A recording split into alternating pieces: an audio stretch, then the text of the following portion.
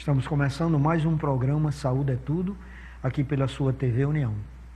E hoje nós vamos falar de coisas da mente. A parte emocional do indivíduo, que é tão importante porque ela se mistura muito com outras coisas. A mente humana, primeiro ela estava no fígado, depois passou para o coração, hoje ela está no cérebro. Mas ninguém sabe realmente em que lugar, qual é o departamento onde estão as emoções. Nós sabemos que ela é formada na região límbica. Tem muita coisa de anatomia já estudada hoje em dia, mas as emoções e os pensamentos é o que faz o nosso futuro, é o que faz a nossa vitória e nossa derrota. Então é muito importante quando a gente vem aqui para o programa falar sobre psicanálise, psicologia, psiquiatria. Então hoje nós viemos aqui falar com o Dr. Rafael Ari, que é psicólogo, está aqui conosco e vai nos ajudar a entender uma série de coisas. Ele que é formado pela Universidade Federal do Rio Grande do Norte, doutor pela Unicamp e atualmente trabalhando no MBA de Gestão de Pessoas e especializado, trabalhando mais na terapia cognitiva comportamental, coisas que vocês já escutaram muito falar.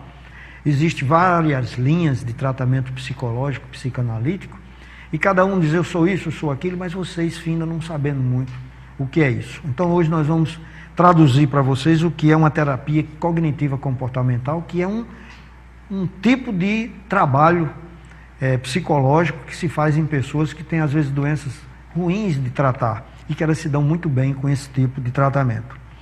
Então, nós vamos ainda explicar que ele atualmente está na clínica de Dr. Márcio Tassino, que é psiquiatra conhecido, nosso aqui há muito tempo, e que virá brevemente aqui o nosso programa, complementar aqui umas coisas que os pacientes já se queixaram muito, porque faz tempo que o Dr. Márcio não vem aqui.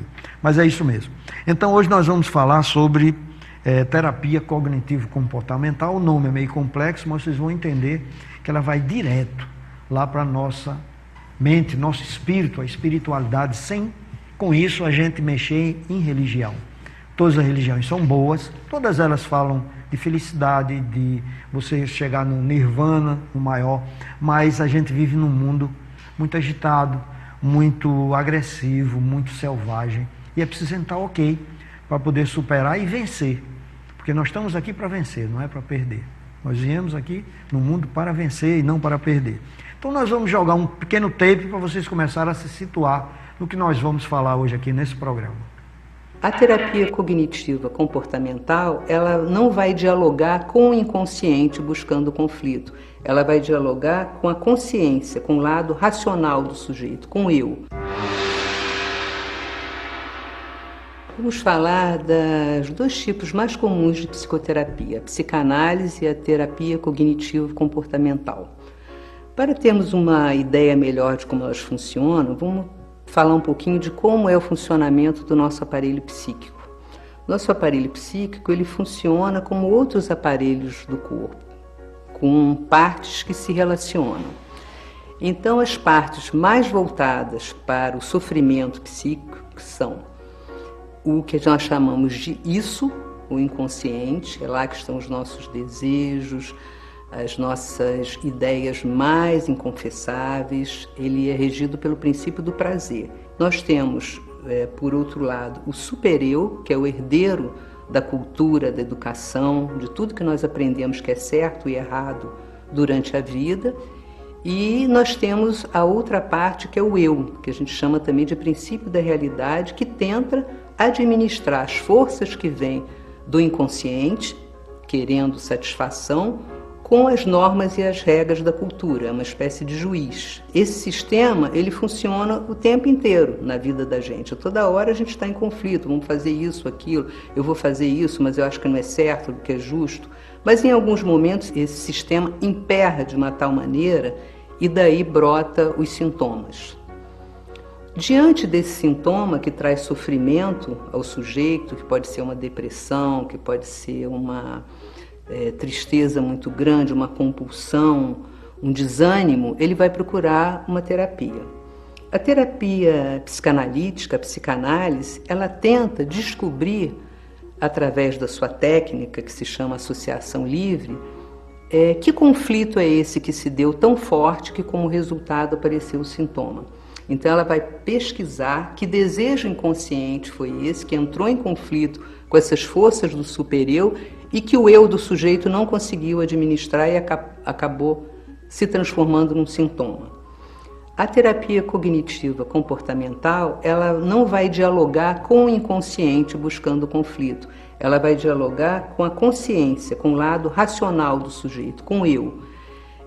O terapeuta vai ouvir a história desse sujeito, saber o que provocou aquele tipo de sintoma e, a partir daí, vai traçar uma estratégia racional para lidar com aquilo, dando ideias para o sujeito evitar determinadas coisas, numa tentativa, a partir de um treinamento, que ele mude o seu comportamento.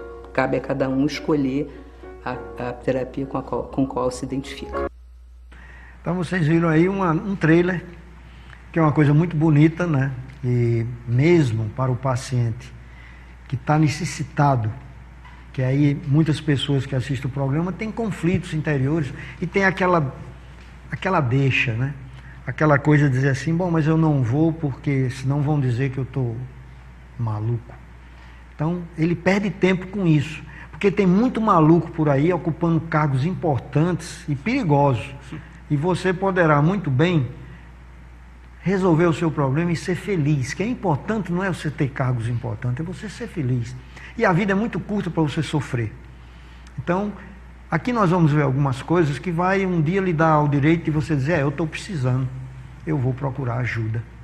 Sem ficar preocupado se alguém acha ou deixa de achar, porque todos nós temos algum grilo lá dentro. E é bom a gente resolver. Uns maiores, outros menores, e que a gente finda prejudicando as pessoas que estão próximas. Os neuróticos, por exemplo, são as pessoas que mais sofrem sozinhas. Mas já as outras, a gente complica a vida do vizinho, do que está mais próximo. Portanto, doutor Rafael Ari, a sua vinda aqui foi muito boa para a gente começar a falar um pouco sobre essa terapia cognitiva comportamental. Queria que você, em palavras simples, nos explicasse porque todas essas teorias, a psicanalítica que usa isso e usa aquilo, todas elas têm umas brechas, uns viés, e que muitas vezes o profissional, depois de trabalhar muito tempo, ele esquece até disso tudo e fica fazendo como é que chama? O código dele próprio para cada paciente. Mas a gente sempre tem que ter uma orientação de quem primeiro fez e se deu bem com aquilo. Então, terapia cognitiva comportamental. Me conte a história. Como começou, por que chegou, é coisa relativamente nova, né? 1960 para cá. Exato, exato. Bom, primeiramente, boa noite, agradeço o convite para estar aqui conversando sobre terapia cognitivo comportamental. Primeiro, para tentar simplificar a ideia do que seria a terapia cognitivo comportamental, me vem muito uma frase que é a seguinte: nós somos não aquilo que vivemos, né, as situações que passamos, mas como interpretamos as situações que a gente passou. Então, para isso, para mim, simplifica ou dá um acesso ao que seria a terapia cognitivo comportamental. A terapia cognitivo comportamental nasceu na década de 60 nos Estados Unidos. O pai da terapia cognitivo comportamental é Aaron Beck, e ele era um psicanalista, inclusive, que estudava sobre depressão. E daí ele começou a perceber que os pacientes não estavam respondendo ao tratamento psicanalítico e percebeu que havia uma séria distorção de pensamento, ou seja, aquilo que os pacientes depressivos pensavam a respeito do que acontecia com eles e do que acontecia com o mundo não estava de acordo com a realidade. Então ele pensou, bom, será que não são esses pensamentos, esses pensamentos distorcidos, é o problema? E se eu conseguir, através de diversas estratégias, modificar esse pensamento, esse paciente não vai melhorar? E aí ele foi tentando diversas técnicas, inclusive o termo terapia cognitivo-comportamental é a junção de uma psicologia cognitiva, ou seja, que trabalha com a cognição, com o pensamento, né, e com as emoções, com técnicas comportamentais, que já é de uma outra outra linha de pesquisa, que é o behaviorismo.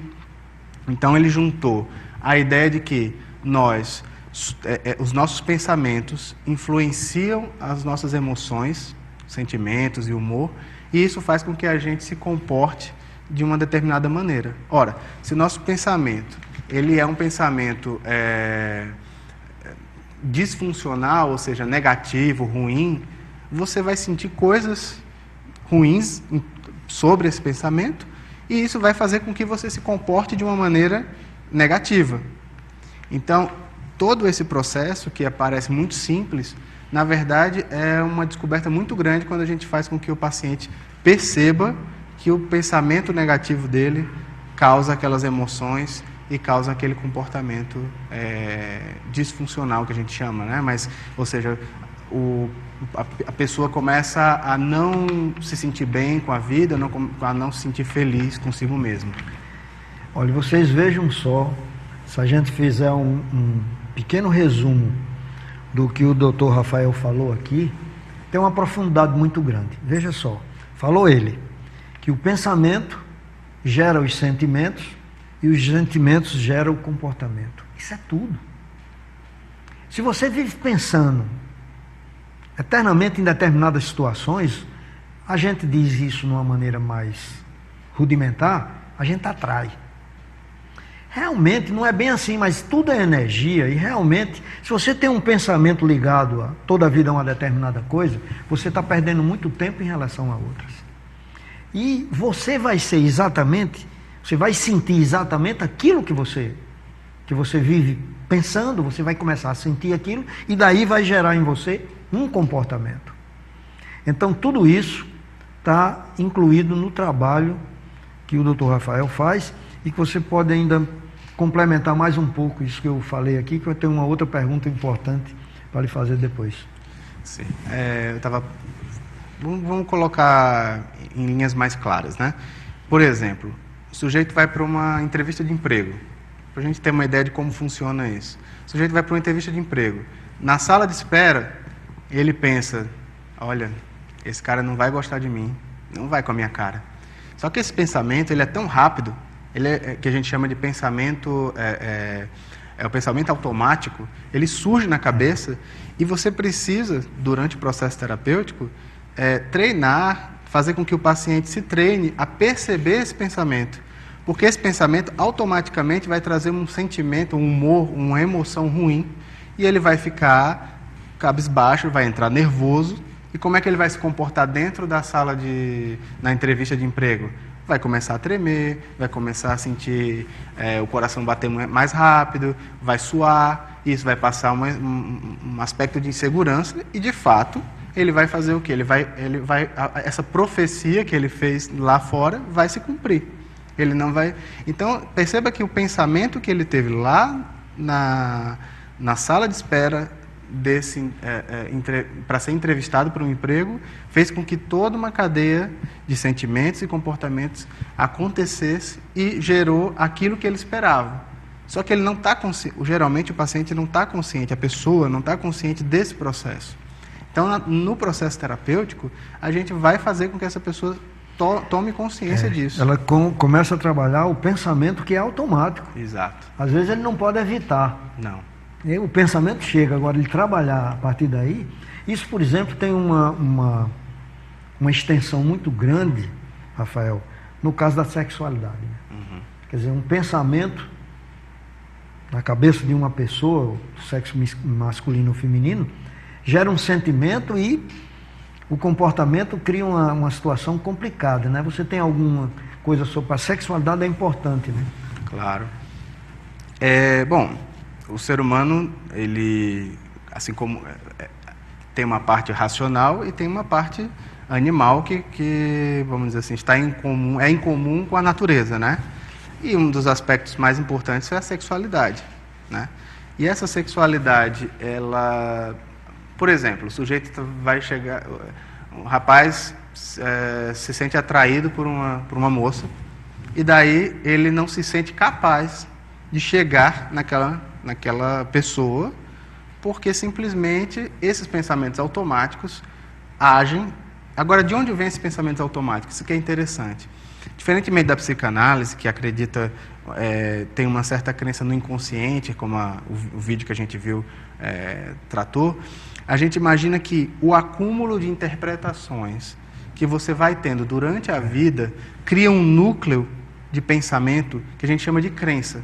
O sujeito tem uma crença, um conjunto de crenças que faz com que ele tenha esses pensamentos e se comporte daquela determinada maneira.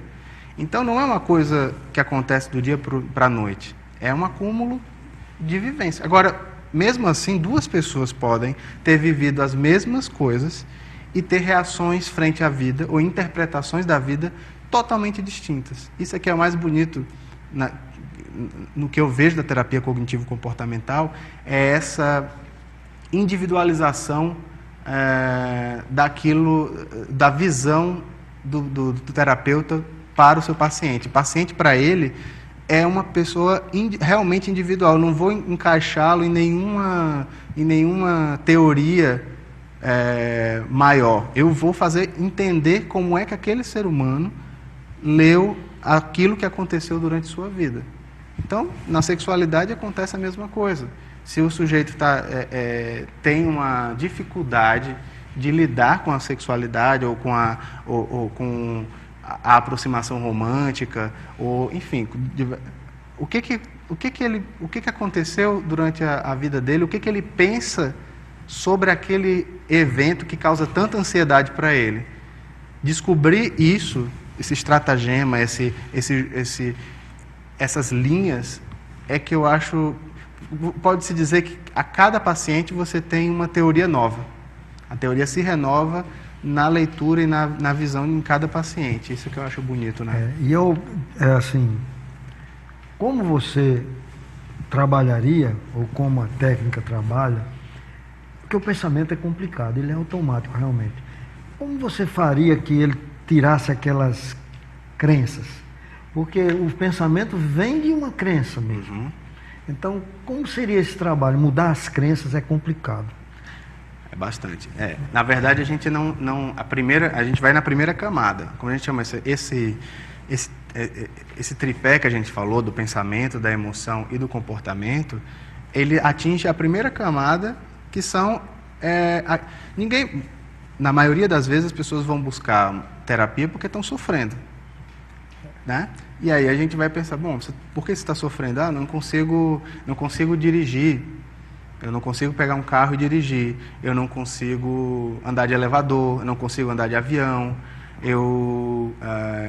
enfim, diversas outras coisas que a pessoa às vezes está sofrendo e aquilo imobiliza a vida dela, ela não consegue fazer o que ela gostaria de fazer, então ela vai buscar ajuda.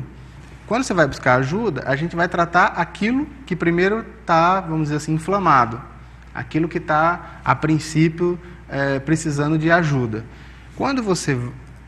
porque tem um aspecto psicoeducativo na TCC, na terapia cognitivo-comportamental, a gente costuma chamar de TCC, que é você trabalhando um aspecto da vida do paciente, ele acaba aprendendo, porque como a gente vai desdobrando para ele todos os passos, ele acaba reproduzindo aquele mesmo esquema em outros problemas que vão surgir durante a sua vida. Então, assim,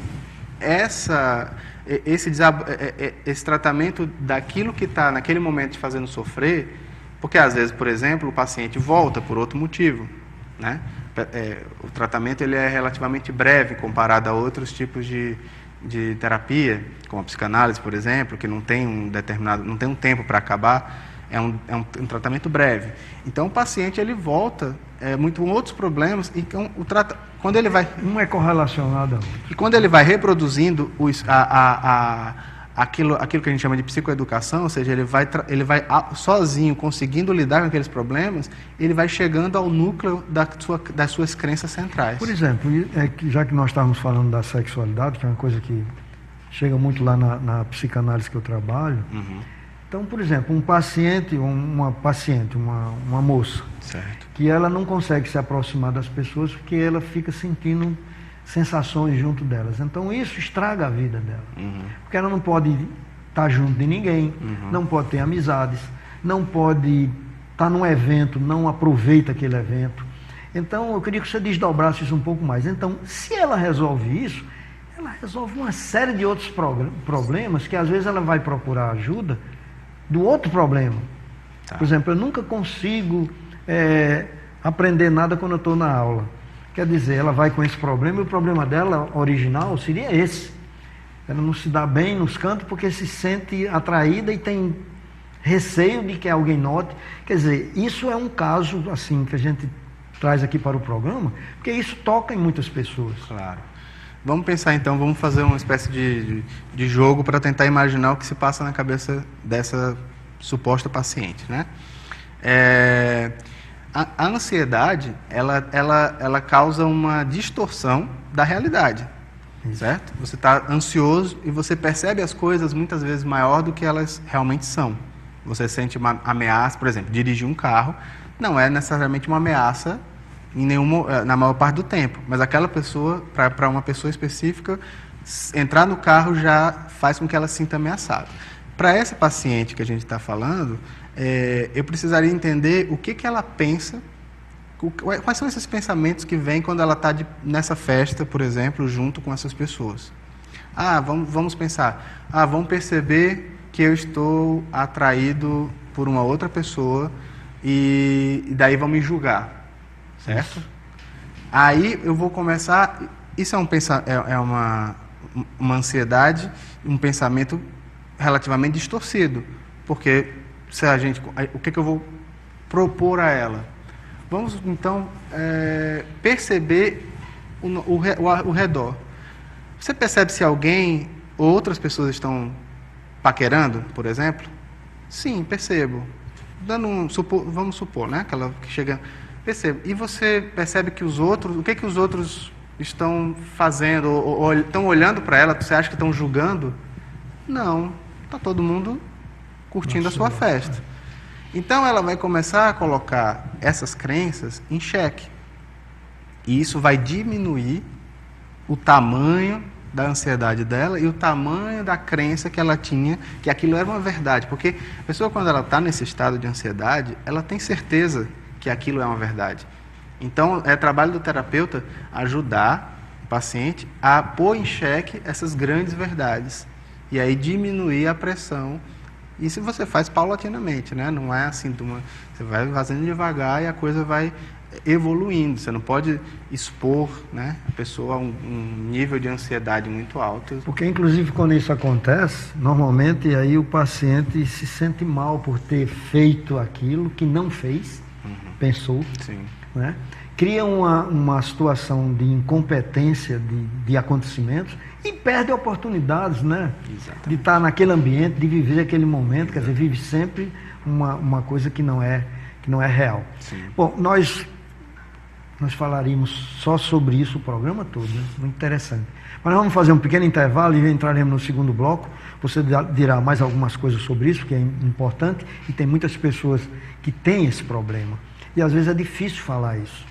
Por isso que a psicanálise deixa o cara à vontade, para ele poder dizer isso mesmo. E a gente fica com a cara de não estar sentindo nada. Porque normalmente a pessoa tem medo de alguém notar que ela já sente aquilo, quanto mais dizer, né? Então, 1 minuto, voltaremos dando continuidade à terapia cognitiva comportamental, aqui com o Dr. Rafael Ari, que está nos trazendo todos esses detalhes.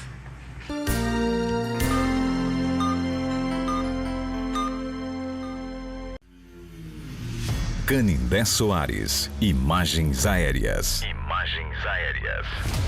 4 décadas de experiência em aviões, helicópteros e drone. Profissionalismo em primeiro lugar. Se o foco é qualidade, Canindé Soares é a solução. Conteúdo no youtube.com/Canindé Soares Natal. youtube.com/Canindé Soares Natal.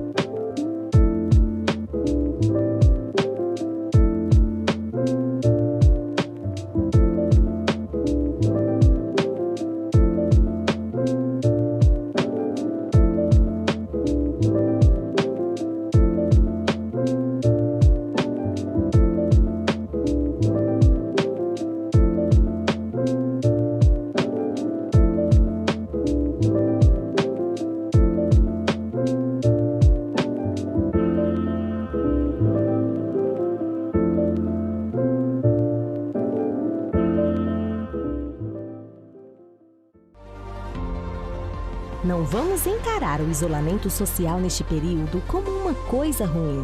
Vamos aproveitar esse período para destilar amor aos nossos e ao próximo. TV União. Unidos somos mais fortes.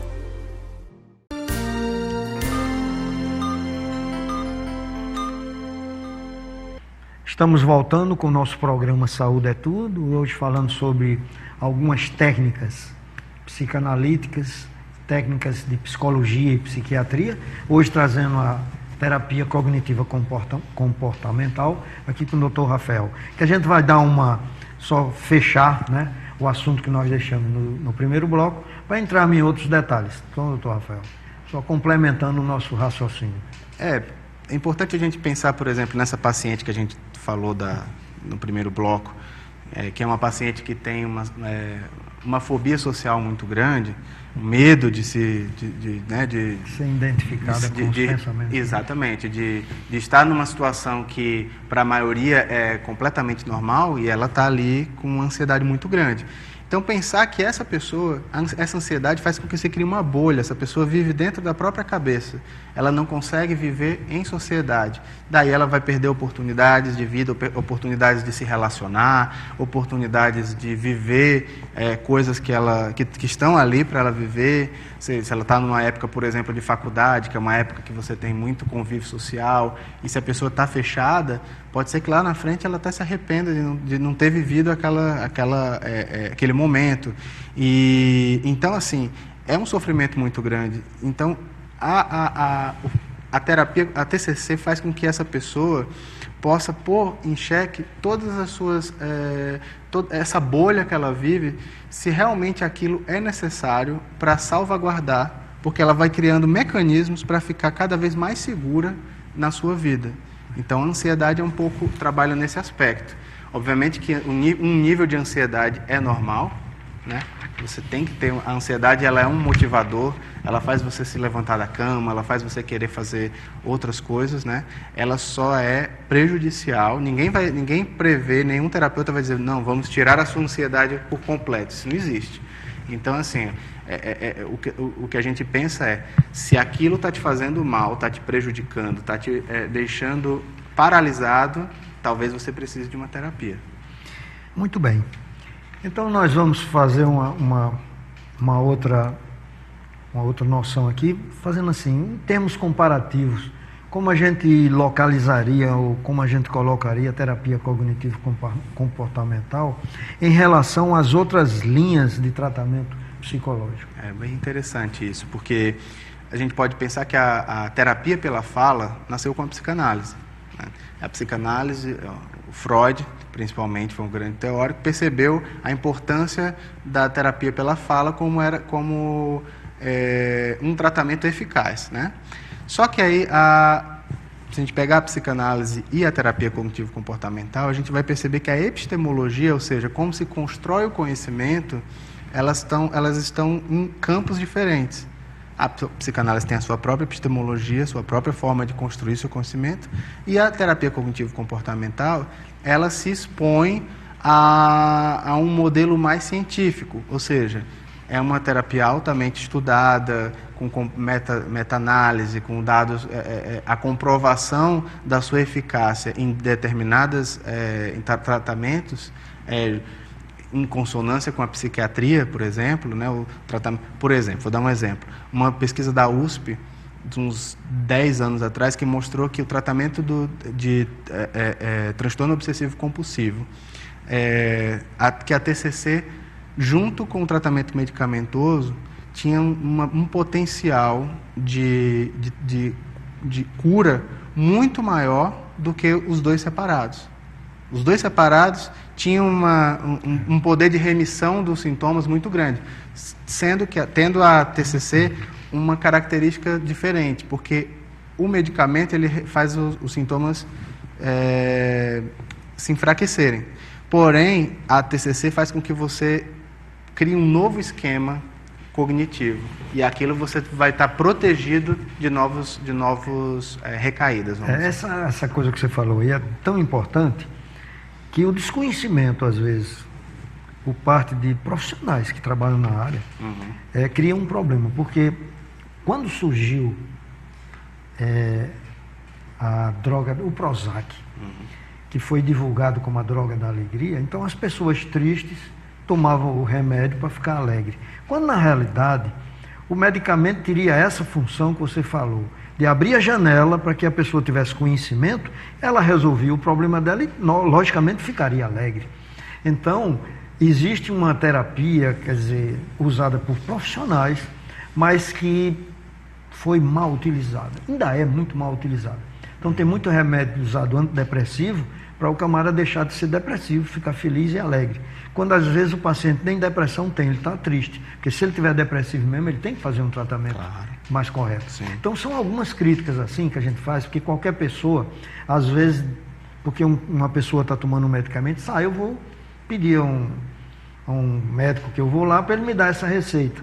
E soube-se que aquela coisa maravilhosa, né, que o Prozac, no caso que foi o mais conhecido, que é a fluoxetina, ela teve tantas indicações que seria assim, tudo, serviria para tudo.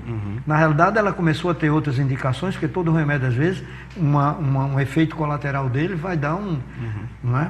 Como, por exemplo, a ejaculação precoce. A fluoxetina teve um efeito espetacular, né? Sim. Nessa época sobre isso, que não era o que se esperava. Sim.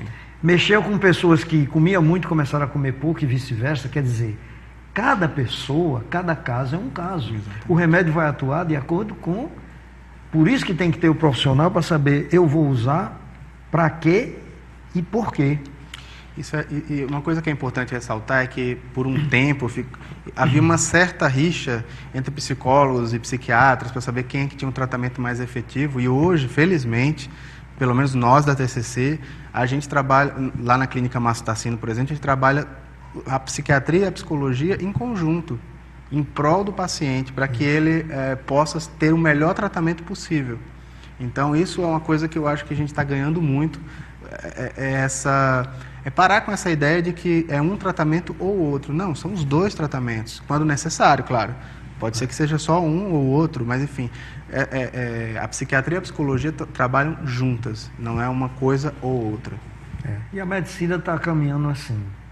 A gente, do início de tudo isso, a gente sabia que Hipócrates falava só sobre prevenção. Depois, um discípulo dele começou a dizer que só prevenindo não resolve, porque você pode levar um corte, ter um sangramento e precisa ter um tratamento médico. Então, daí surgiu a parte farmacêutica, apareceram as drogas, os remédios. Então, as duas são necessárias. Claro. São necessárias. A parte de psicanálise, Freud mesmo era um neurologista. Exatamente. Que começou a discordar dos tratamentos da época, ficou desorientado, porque a neurologia ainda hoje tem uns problemas, ali naquela época, ninguém se recuperava. Então ele começou a pensar noutra coisa, e começou a querer mais coisas. Pela história a gente vê que ele começou a gostar da hipnose, já do amigo dele, que lhe chamou muita atenção. Depois ele começou a criticar também aquilo, e daí é que vai surgindo muitos outros que estudaram, e hoje em dia a gente sabe que a psiquiatria, a psicologia, a psicanálise, que elas trabalham juntas. Claro. E o Freud tinha falando nele assim, ele dizia assim, quisera eu poder viver mais 100 anos, porque quando surgirem novas tecnologias, imagina o que eu não poderia fazer. Então, ele mesmo tinha essa sede do novo, de não ficar parado, dogmatizado numa teoria, né? Mas você teria, assim, que o pessoal escuta outros nomes. Então, qual outras linhas, assim, que a gente vê muito falar de tratamentos? Além da psicanálise e da terapia cognitivo-comportamental, como eu falei, a própria terapia cognitivo-comportamental, ela veio de duas linhas. Existia a terapia cognitiva, existia a terapia comportamental, behaviorista. Existem as humanistas, que são baseadas muito mais nas ideias filosóficas, como fenomenologia, as sociais históricas, que têm mais uma visão, vamos dizer assim, até marxista né, dos problemas dos pacientes.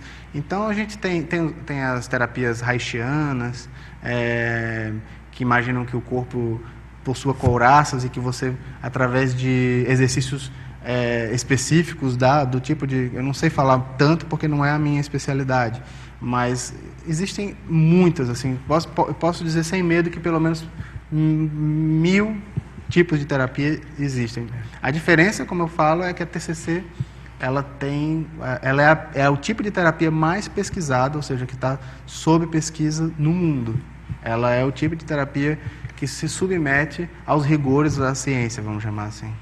Muito bem. Eu queria saber uma coisa, assim, qual é o tipo, assim, ela é bem reconhecida, como você falou, atualmente, mas, assim, quais seriam as indicações mais efetivas para ela? Então, as indicações principais são os transtornos de ansiedade, transtorno obsessivo-compulsivo, transtorno de ansiedade generalizada, fobias sociais, como a gente colocou nessa paciente,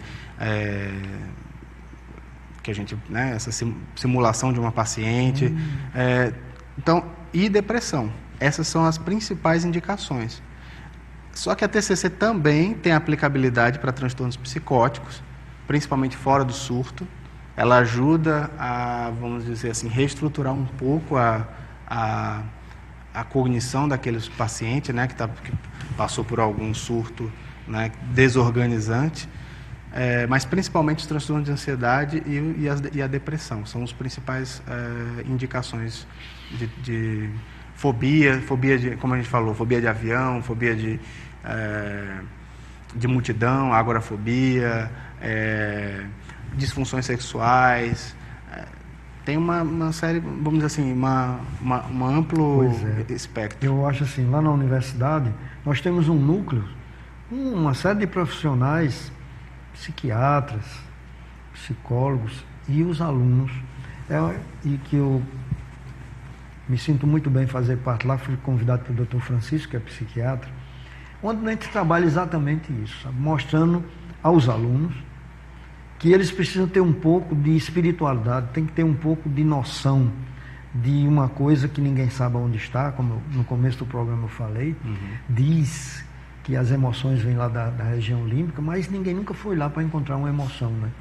Agora, com as radiologias, né, mais modernas, que eu já tive a felicidade de ver e sei que vai ser um futuro muito grande, de você sentir uma emoção, dizer ao paciente, você está sendo picado agora por um inseto e tal, e a ressonância magnética localiza lá no cérebro a área em cor que está acontecendo. Quer dizer, hoje a gente sabe que é real, está naquelas áreas, mas a gente não conseguiu ainda palpar.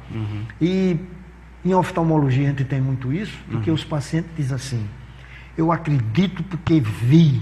Então a gente sabe que o olho, que é uma coisa assim perfeita, que não inventaram nenhuma máquina melhor do que ela, mas ninguém nunca pode dizer, eu vi com meus olhos, porque o olho engana muito. Quando você olha para uma estrela e diz, eu estou vendo aquela estrela, talvez ela não esteja lá, porque ela está a 3 anos-luz daqui. Então ela pode ter apagado já há 3 anos e você ainda fica vendo. Então, muitas das coisas que a gente vê com nossos olhos não é real, quanto mais o que a gente não consegue nem ver. Perfeito. Então o sentimento, quem trabalha com sentimento tem que ser uma pessoa que tenha sentimentos, que tenha a necessidade de ter entrado naquele setor. É como eu falei a você, aos 30 anos de idade eu senti uma necessidade, era médico, já trabalhava, tudo bem, mas eu senti uma necessidade de entender melhor o paciente. E só com os conhecimentos médicos que eu tinha não foi possível. Tive que entrar na psicanálise, comecei a estudar direitinho, para começar, e naquela época não se falava muito ainda nessas terapias mais modernas. Claro. É interessante uma coisa que você falou, que junta essas tecnologias novas de imagem, que são incríveis, né? Pensar, por exemplo, que se Freud tivesse acesso a essas máquinas, a essas ressonâncias magnéticas, essas coisas que são fabulosas. E pensar nisso, e pensar na memória, por exemplo, já que, de certa maneira, um dos elementos da terapia é a memória, a gente vai pensar que diversas pesquisas atuais mostram que quando o sujeito está se lembrando de alguma coisa que ele julga importante, a área que acende no cérebro dele é a mesma área da ficção, da mentira. Por quê? Muito da memória, se não a maior parte da memória, é ficção, mesmo de algo que você... Quem nunca já passou pela sensação de dizer, não, eu vi, eu passei por aquilo, e alguém, não, eu só... Não, eu digo... uma coisa de família, uma situação, eu estava naquele jantar, eu lembro, a sua mãe vai e chega e fala, não, você não estava, eu lhe contei essa história. E aí você formula toda uma memória que nunca existiu, você nunca viu com seus olhos aquela situação, mas você formulou. Então a memória, ela é importante para a gente saber por que o sujeito formulou aquela memória daquele jeito, mas ela não é tão confiável quanto a gente acreditava que era anteriormente. O próprio Freud caiu numa armadilha, quando ele publicou um artigo falando sobre... Ele dizia, nossa, todas as mulheres de Viena passaram por abuso sexual na infância. E aí ele foi perceber que, na verdade, depois, né, os trabalhos dele, que aquilo eram memórias inventadas. E aí que ele foi falar do desejo, enfim, já é a sua área. Mas é interessante pensar nisso, assim, como a memória é uma coisa possível de ser inventada, né? Vocês estão vendo que é uma coisa muito bacana, né? O estudo da mente, a psicologia, a psiquiatria, a psicanálise, essas técnicas todas, encanta. Mesmo a pessoa doente, ela finda fazendo parte, é tanto que na psicanálise, se não houver aquele entendimento entre o paciente e o médico, não tem sucesso, tem que haver aquela afinidade. Mas nós vamos fazer um pequeno intervalo e no terceiro e último bloco, aí o Dr. Rafael vai dizer mais umas coisas interessantes para vocês não esquecerem mais. Voltaremos dentro de 1 minuto.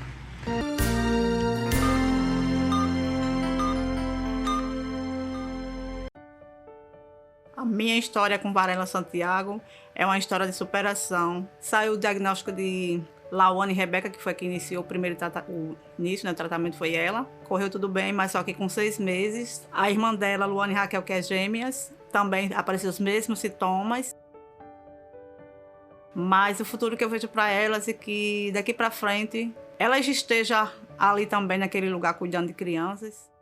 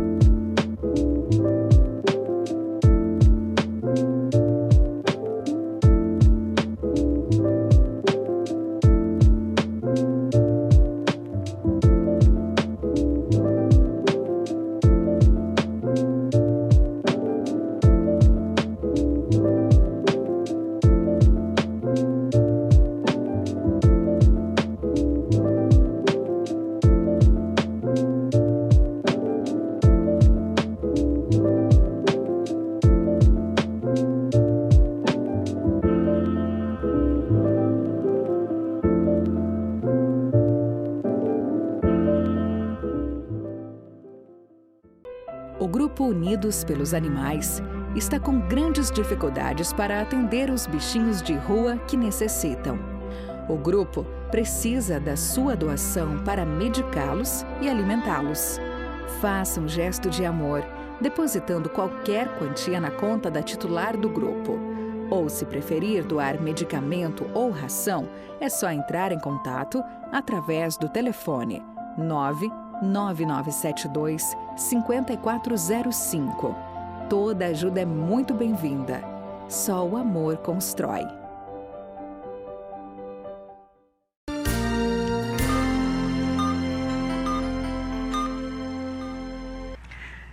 Existe muito modismo. E a gente sabe que, por exemplo, psicanálise, quantas pessoas têm o maior prazer de dizer que está fazendo uma psicanálise, principalmente o mundo artístico, né? É um negócio elegante, chique, mas existe um outro paciente que ele tem vergonha, tem medo de ser identificado como fazendo um tratamento desse tipo, porque vão dizer que ele é perturbado, ele é nervoso, é isso, aquilo. Então, a gente tem que tirar tudo isso quando quer ficar bom. Se você não se sente que está doente, mas alguém, muito amigo seu, ou familiar, ou que convive com você, nota que você não está bem, você não deve estar bem. Então acredite nessa ideia. Então, o Dr. Rafael vai nos dizer mais ou menos como é que essa terapia comportamental, e como é que ela é feita com o paciente. Uma história de um paciente. Bom, É interessante isso que você falou, porque felizmente a gente está num período de que as pessoas têm menos medo de procurar terapia, elas já não acham já não é um grande tabu, já foi um tabu muito grande, não vou procurar, ainda existe, mas já é bem menor, não vou procurar porque eu sou maluco, vamos dizer que eu sou maluco. Não, hoje as pessoas entendem que assim como você pode ter uma gripe e vai buscar um médico, você pode também estar passando por um momento e tendo um nível de ansiedade ou alguma coisa que te impeça de funcionar melhor em sociedade, na sua família, com as pessoas que você gosta. Mas vamos pensar assim, vamos então fazer uma espécie de jogo, né? Pensar como é que funcionaria a terapia. Na primeira sessão, que é uma sessão muito importante, você recebe o paciente ou a paciente e ela vai relatar de maneira livre quais são aquilo que está incomodando, né? E aí a gente percebe, o terapeuta tem que perceber quais são as principais queixas, né?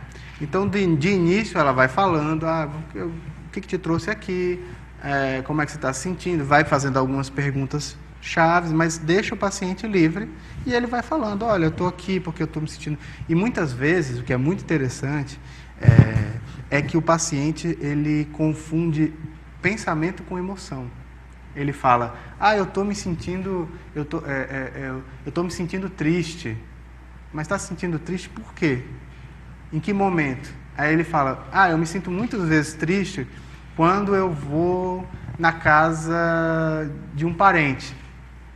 E por que você se sente triste? Você já parou para pensar, naquele momento que você está lá, você chega a pensar em alguma coisa, e aí é nesse momento que você faz a pessoa despertar, que aquele sentimento que ela sente está separado de um pensamento, é um momento muito importante para a terapia.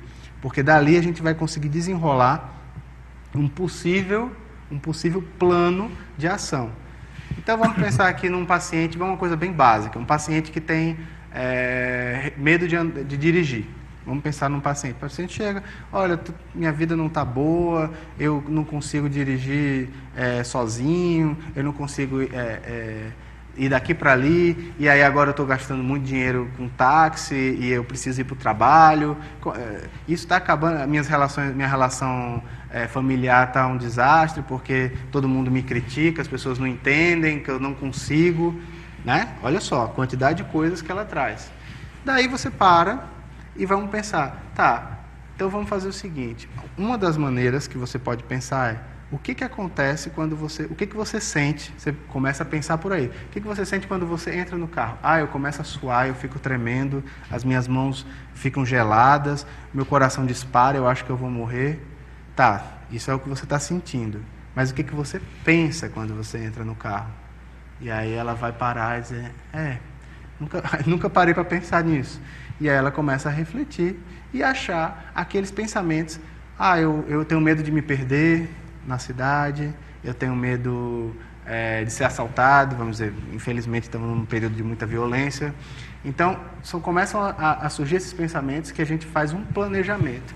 Esse planejamento, a parte cognitiva desse planejamento é enfrentar esses pensamentos. Olha, quantas vezes você já saiu de carro esse ano? A pessoa fala, eu saio duas vezes por dia. Aí você vai lá e faz uma conta, 2 vezes. 2 vezes, vezes 364. Quantas vezes aconteceu alguma coisa com você? Teve aquele dia que eu encostei o carro no outro carro. Aí eu vou lá, mostro, olha, se você dividir as vezes que você saiu por as vezes que aconteceu alguma coisa, a probabilidade de acontecer alguma coisa com você é muito pequena. Concorda? Claro que eu estou falando assim, não é tão simples assim, precisa daquilo que você chamou de rapport, né? Então a empatia entre o paciente e o terapeuta é muito importante, a confiança que ele sente em você. Mas aí, essa é uma abordagem cognitiva. Outra abordagem uma coisa que é muito importante dizer, não existe ansiedade nem medo que se você não se expõe àquilo que te causa medo, você não diminui o seu medo. Se você foge daquilo que te causa medo, você causa mais medo. Aquele medo vai crescendo, vai se tornando um monstro cada vez maior. certo? Então, se o medo dela tem a ver com o carro, muitas vezes o terapeuta vai com o paciente para dar uma volta com ele, e aí ele vai relatando aqueles pensamentos e aqueles sentimentos. Então, você vê que a parte da cognitivo, do nome, tem a ver com essa busca dessas estruturas. E a parte comportamental é esse enfrentamento, essa ação que você faz junto com o paciente ou separado. Isso é uma coisa muito interessante de se dizer. A terapia cognitivo-comportamental ela é muito ativa, no sentido tanto na sala, no consultório, o terapeuta está toda hora ali jogando e perguntando, falando com o paciente, quanto em casa. A gente tem aquilo que a gente chama de exercícios de casa. A gente pede para o paciente executar... Deveres de casa. Deveres de casa. Às vezes, a gente chama mais de exercícios, que às vezes dever de casa gera, vamos dizer assim, a pessoa, opa, lembra, aí, traz memórias ruins da época da escola. Então a gente chama de exercícios, enfim. Esses exercícios são importantíssimos. Por exemplo, a gente acabou de falar da memória. O sujeito está em casa, aí vai dirigir, se sente mal dirigindo. Se ele anota o que ele está pensando naquele momento, a possibilidade daqueles pensamentos automáticos que ele está tendo naquele momento serem mais genuínos é maior do que se ele for lembrar na sessão. Porque aí a gente acabou de falar, a memória ela prega peças, né? E aí o que acontece? Esse tratamento, esses enfrentamentos cognitivos sobre aquilo que você pensa quando você está dirigindo e esse enfrentamento comportamental vão enfraquecendo aquele estímulo para que a pessoa tenha aquela ansiedade e aquele medo. O medo vai se tornando cada vez menor, a ansiedade vai se tornando cada vez menor. Por quê? Porque você vai equalizando a realidade com aquilo que está dentro da cabeça do paciente. E aí, quando isso acontece, a gente vai espaçando as sessões. Às vezes a gente pede para a pessoa voltar 1 ano depois. Eu gostaria que você viesse 1 ano para ver como é que está a sua evolução. Então, geralmente, a gente vai fazendo dessa maneira, vai fazendo semanalmente, geralmente, se for mais uma vez por semana, geralmente é num caso de muito agudo, e aí a gente vai espaçando para 15 dias, mensal, e às vezes de ano em ano, só para a gente ver como é que foi o ano daquele paciente. Na psicanálise, que sempre eu estou fazendo aqui uma comparação, porque a gente não tem muita oportunidade de estar aqui conversando com um psicólogo como você, aberto, e que mostrou assim, eu acho que todo mundo entendeu o que é uma sessão de terapia cognitivo-comportamental. Mas na psicanálise, por exemplo, eu sempre não sou muito alinhado e muitas vezes eu uso medicamento. O paciente. Às vezes é necessário. Claro. Então, não faz parte. A psicanálise é só... Às vezes até tem paciente que acha ruim, porque diz assim, eu vou para aquele negócio, o cara fica lá sentado olhando para mim. Eu falo, e terminou a sessão. Então, às vezes, por não ter explicação do caso, ele fica não gostando. Como também, às vezes, eles não acham bom o medicamento que é passado. Mas, às vezes, é necessário. É necessário porque tem janelas que estão fechadas. A gente não consegue penetrar na intimidade do inconsciente do paciente, que ele solta através dos sonhos, que na psicanálise a gente trabalha muito isso. Os sonhos. Porque seria a boia. O que sobrou lá dentro e sai com outra roupagem, que ele pode dizer porque está mascarado, etc. Claro. Aí eu pergunto, na terapia cognitiva comportamental, você também faz uso da medicação? Sim, como a gente falou, lá na clínica Márcio Tassino, que eu trabalho, a gente trabalha em conjunto a psiquiatria com a terapia cognitivo-comportamental. Ou seja, o psiquiatra trabalha a parte medicamentosa, quando necessário, ajustando, fazendo o ajuste fino, né? Porque não é uma coisa muito simples, você tem que achar... talvez muita gente pense que o medicamento é uma coisa, vamos dizer assim, como é um medicamento para febre. Você é adulto, você tem um peso X, você toma isso, a febre vai diminuir. Na psiquiatria é um pouco diferente. Você tem uma dosagem que vai se ajustando ao transtorno do paciente. Então, isso na minha concepção, é muito importante que se trabalhe, porque às vezes você está... Vou contar um caso, por exemplo. Um paciente que eu tinha, ele trouxe um sintoma ele estava tendo alucinação, algumas alucinações visuais. E a gente foi tratando. Quando deu lá para a 7ª sessão dele, eu percebi que tinha alguma coisa errada. Se eu fosse dogmático, ou seja, se eu ficasse trabalhando só com só a psicologia vai resolver, eu não teria feito o que eu fiz. O que eu fiz? Olha, eu gostaria que você procurasse um neurologista, porque eu acho que pode haver outras questões que não competem à minha profissão.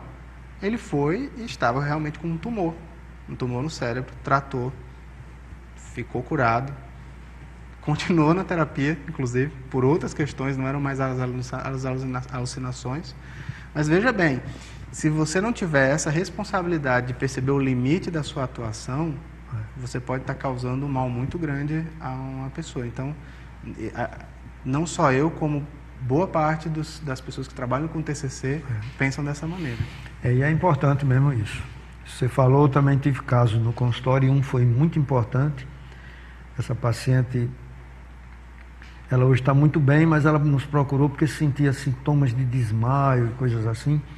E ela própria achou que o problema iria ser resolvido e foi fazer psicanálise. E lá a gente não encontrou muita coisa assim com o tempo que foi acompanhando. Sim. E eu, como sou oftalmologista também, ela precisou de um exame. E eu, além do óculos, fiz um campo visual. E encontrei uma hemianopsia. Quer dizer, uma parte do olho via e outra não via. Sim. Que isso é clássico de distúrbio neurológico. E ela foi enviada e ela tinha um tumor na hipófise. Pois é. Tamanho de uma ervilha. Foi operada e ficou completamente curada. Quer dizer, não era um caso de psicanálise, Exato. mas se não tiver essa visão, que você falou, Sim. da gente dizer, bom, está aqui minha limitação, aqui Exato. não é mais comigo, Exato. e não ficar segurando o paciente somente por tê-lo, né? Exato. Então é mais ou menos isso para vocês entenderem como é o profissional. Então o profissional de saúde, o médico, o psiquiatra, o psicólogo, ele tem que ter essa outra parte. Se alguém não tem, paciência, procure um que tenha. Mas na realidade a gente vê assim o paciente. E fica mais fácil da gente conseguir uma cura de uma patologia que às vezes tem uma raiz numa especialidade que é outra coisa completamente diferente. Exatamente. Pô, Rafael, nós, sem querer, né, conversamos aqui 1 hora. Então a gente vai ter que encerrar, mas eu gostaria que você encerrasse o programa com alguma coisa que você possa levar para as pessoas que estão nos assistindo e que você depois arranje mais algumas coisas, assim, no seu dia a dia, para a gente mostrar aqui para os pacientes, para eles ficarem mais à vontade quando precisarem procurar uma terapia comportamental. Claro. Eu gostaria de agradecer novamente, como eu falei, a presença aqui e dizer para o público que está assistindo que, primeiro, não é vergonha nenhuma estar em sofrimento psicológico. É preciso saber a hora de pedir ajuda. E se você pode e tem as condições e tem pessoas que podem lhe apoiar, peça ajuda. Não é vergonhoso. Você não essa noção de que você é uma pessoa louca ou fora da sociedade, isso já acabou faz tempo. E no que for possível ajudar, estamos aqui. Pois é, pessoal, muito obrigado por vocês estarem aí conosco, aqui, que a gente nunca está só. Nós estamos aqui olhando para uma câmera, mas nós estamos com vocês aí o tempo todo, sentindo essa energia de lá para cá. Eu agradeço mais uma vez sua presença aqui, quero que volte outras vezes. Muito obrigado. E vocês até o próximo programa. Terminamos mais um programa Saúde é Tudo.